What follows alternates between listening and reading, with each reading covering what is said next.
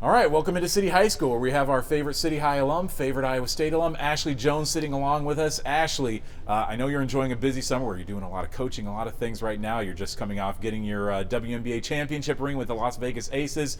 Just walk us through what this first year in the league was like for you as your whole rookie season developed, what that was like for you. I know you traveled around a lot. What was that season, that transition like for you? Oh yeah, I mean it was pretty crazy. Just transitioning from college and you go straight to the WNBA, going to Dallas and meeting new players, new teammates, and kind of learning their system, and then all of a sudden getting traded to another team in the middle of the year.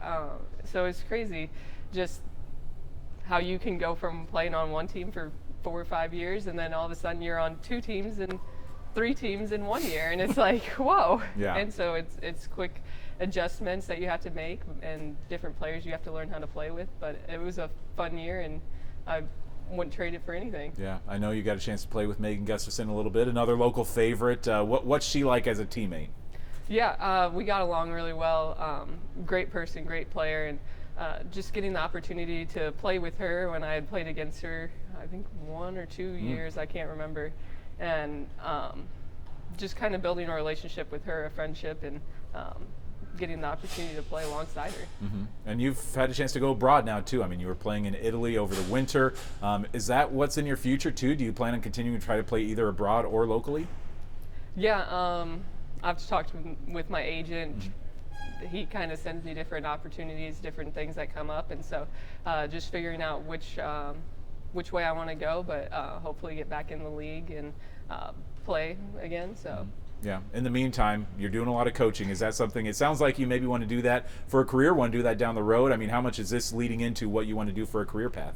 Yeah, I enjoy coaching, helping kids, and allowing them to develop their games. So someday, hopefully, coach college basketball. Mm-hmm. And with these private lessons and stuff that you're doing, I mean, is that a big part of what you do? Private lessons, team lessons, or what's the biggest what are you doing the most of right now?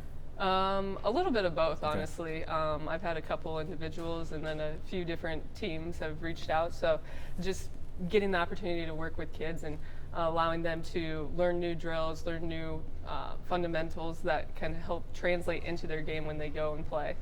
Mm-hmm. Do you feel like you're kind of part of a coaching legacy a little bit? I know your dad, he was a great player at Prairie back in the day. He spent some time coaching as well. Is this just kind of part of the makeup of the Joens DNA, getting into basketball and then into coaching? Yeah, I mean, when you're around it all the time, it definitely feels like a part of your life, and you don't want to leave that part out. And obviously I have a teaching degree, so it kind of goes hand in hand when I can use my ability or my knowledge of basketball and help bring it on to the next generation. Mm-hmm. You've got to experience some pretty incredible moments recently, going to the White House, getting your rings for the Las Vegas Aces. Were those moments bigger than any moment you actually experienced last season? I mean, have these been the highlights of your WNBA career so far? I mean, they've been pretty special just to get the opportunity to play with the Las Vegas Aces and experience that organization, that team. And I mean, they're a special team, really great players, great people. And I mean, I learned a lot there, and to get the opportunity to go to the White House with them and get a ring was pretty special. Tell me about that White House visit. Just walk me through some of the highlights of that day and what you experienced that day in D.C. Yeah, well, that was my first time to D.C., so I was pretty excited just to go see everything, and then to get to go to the White House, and they gave us a little tour. We got to go into the Oval Office, which was, I guess they didn't get to do the last time, so that was a special addition that they added on, and it was really neat just to spend the time with that team again, see the girls, and see the White House. Yeah. Have you been watching a lot of Aces basketball now this season with a lot of your former teammates playing on that team? Do you feel like this is still a championship caliber program in Las Vegas? Oh yeah, for sure. I mean, from the top down, they do an outstanding job, very classy people, and so they know what they're doing, and even with a couple losses, I know that they'll bounce back and be all right. So it's fun to watch them, but yeah. Well, want to get out there and play too. Well, there's no better person to ask about just this transition that some of these local Iowa rookies have had to the WNBA. So let's maybe first talk about somebody that you played with on the All-Iowa Attack, and Caitlin Clark, the #1 pick by the Indiana Fever. Her transition, I mean, there's been some ups and downs. She's had some good games, some games where she's, going 1 for 10 from the field. I mean, did you anticipate that she was going to have, a lot of career ups and downs in this first year in the league?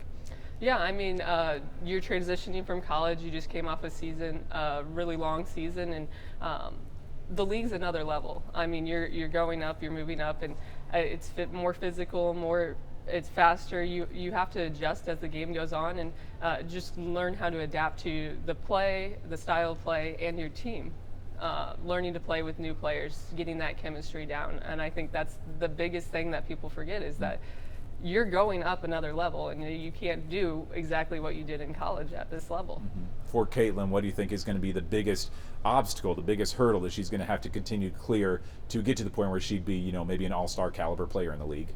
Yeah, just continuing to learn from the vets on your team. That was kind of the biggest advice that I was given going in, is to look at those vets, see what they're doing, learn from them. And I was fortunate enough to have some really great vets in Dallas, Vegas, and Phoenix that were always trying to help. So if I made a mistake during practice, just picking me up. And I think that's the biggest thing, is just lean on your teammates and learn from them. What was your biggest challenge, your biggest obstacle adjusting from college to the WNBA? Probably the physicality and the speed of the game. I mean, it just goes a lot faster. You don't have as much time to think. In Vegas, they always said 0.5 seconds. So, like, you have 0.5 seconds to know what you're going to do. You're not going to hold the ball there and dribble around for 20 of the seconds on the shot clock. Like, you have to make your decisions quick, and you have to learn how to play with your teammates. One of the things that Caitlin has drawn this year that I don't know if a lot of people expected is, I think she's leading the team in fouls drawn, or leading the league in fouls drawn right now. Is that something that you anticipated too, that she'd be getting pretty well targeted by the other opponents when she was playing in these early games? I mean, the league is physical, and you go overseas and it's even more physical. And so, I mean, if you're driving to the basket, you're going to get fouled, and no one's intentionally fouling, and they're playing basketball. Everyone's competitive, everyone wants to win, and I mean, this is your job, so you have to go out there and compete every time, and you're playing for a spot on the team, because you could get cut at any moment. Yeah, you're somebody who's followed the WNBA for a lot of years. Is it still just a marvel to see these arenas selling out, seeing all the viewership, all the attention it's getting from ESPN? I mean, did you ever anticipate that you'd see the league get this kind of exposure? Oh yeah, I mean, it's great for women's basketball. It's great for the WNBA, just to see how much support and fans there are that want to watch the game. And I think having it more accessible, having more games on TV definitely helps, and it's going to grow the game even more as it continues. I'm sure Hawkeye fans are loving watching Caitlin Clark, but one of the biggest stories has been Kate Martin making it on the Las Vegas Aces, on your former team. What is it that she brings to the table from what you've seen out of her that has made her such a valuable asset for this team, being one of the early players off the bench every game? Oh yeah, I mean, she's had a fantastic year so far. I mean, just her grit on the court. I mean, she will do whatever you ask her to do, and I know Coach Hammond loves that. She wants a player that's going to go in, and maybe with the talent that they have, you're not going to be the top scorer, the top rebounder, but you're going to go in and you're going to make an impact on the game every time you go in, and just help the team win. How valuable of an asset is Coach Hammond? I'm sure that for you, somebody who wanted to get in coaching, it had to be great to learn from her. And Kate also, I know, wants to get in coaching, and so Becky Hammond has to, I assume, make a big impact on a lot of players like you who want to get into coaching one day. Oh yeah, I mean, she's a great coach, great mentor, great person. She does a fantastic job. She's had a lot of experience, and I think just learning from her experience and her coaching as a player definitely helps. What are you doing with your ring now? You got that big ring. I know it's locked up safely, but is it going to be on the Ashley Joens mantelpiece one day, or what's its future home going to look like? I guess we'll see. Hopefully we can add a few more to it. Yeah. Do you plan on? I know you played in Italy recently. You said that your agent, sends you some options. But do you enjoy that aspect of traveling, playing abroad? I know that you've got a lot of family here in Iowa. So is that hard leaving them, or do you enjoy that aspect of the game, being able to play in some maybe more exotic locations? Yeah, it's definitely fun to go travel around and see different places. I got to see pretty much all of Italy. I lived on an island for 8 months, so can't complain about that. But it definitely is hard when you have family back home, and my sisters are playing, so I want to be able to watch all their games. I had to buy a VPN just so I could watch. That way it said I was in the United States, but I got to talk to him on the phone every day. We FaceTimed a lot, so that definitely helped. And it's hard the first year, I think. A lot of players say that as well. Just adjusting to being away and kind of transitioning that way. And you're in a foreign country. You don't know the language. I was lucky enough that my team spoke English pretty well, so I was able to communicate with them. But some places aren't like that. And there goes the lights. Do you feel like, from what, again, you experienced in the WNBA, I know that there's a lot of fans this year who are saying, like, boy, you know, Caitlin's getting too beat up, or there's a lot of physicality. Is it basically the same game that you would have played last year? Are people just not used to watching this level of physicality in the WNBA because there was not this exposure to the league in the past? Yeah, I mean, it's a double-edged sword. Yeah. I mean, it might be more physical than last year, but I think in the long run, it's all the same. I mean, I haven't played yet this year, so I don't know, but I know for a fact that it was physical last year and that it's more physical overseas. So it's just something you have to adjust to and get used to. Yeah, sounds good. Ashley, well, we appreciate your time today. We're hoping for the best in your future career, and we appreciate you sitting down with us today. Thank you.